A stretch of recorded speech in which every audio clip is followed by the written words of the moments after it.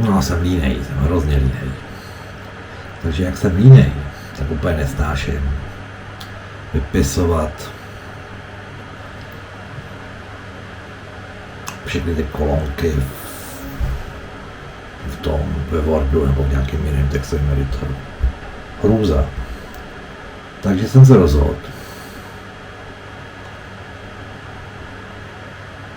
Pardon, jsem se rozhodl, normálně jsem to udělal. Prostě jsem udělal formulář tak, aby se dal vypisovat co nejrychleji. Aby mě to nesralo. Pojďte se na to kouknout.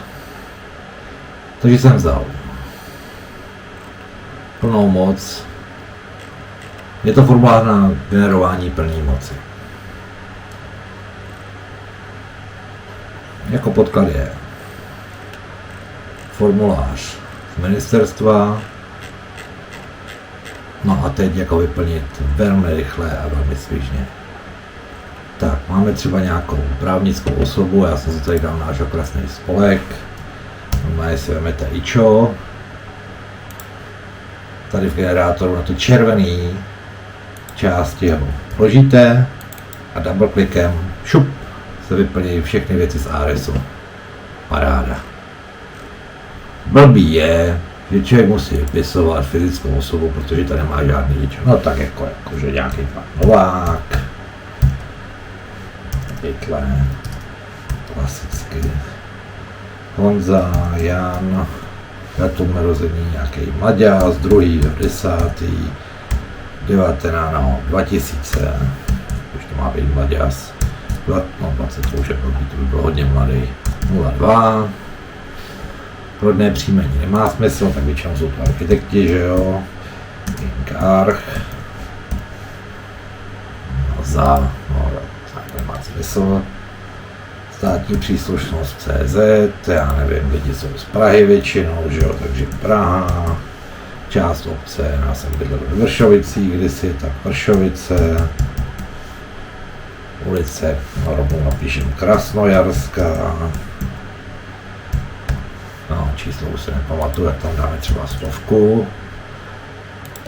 PSČ bylo 110, asi, já se nepamatuju.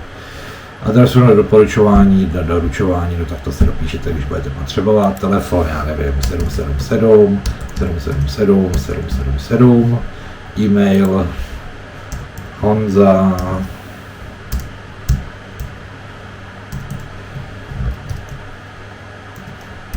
Vršovice, CZ, datovku, kdyby měl, tak e-mail.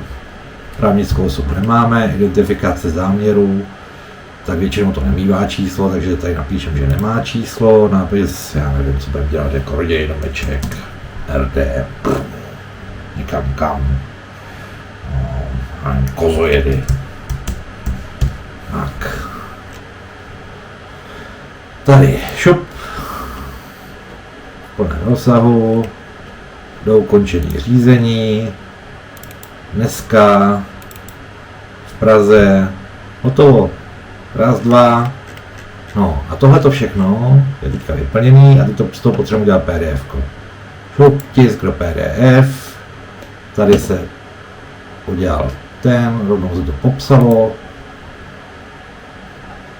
krásně vyplněný, připravený na export, nazdar bazar. Kolik to mám? 5 minut? Ani ne. A mimo jiné, když jsme u toho, tím, že jsem dal tisk do PDF, tak se všechny staré věci uložily, ty, které tady mám. Můžete to použít klidně příště.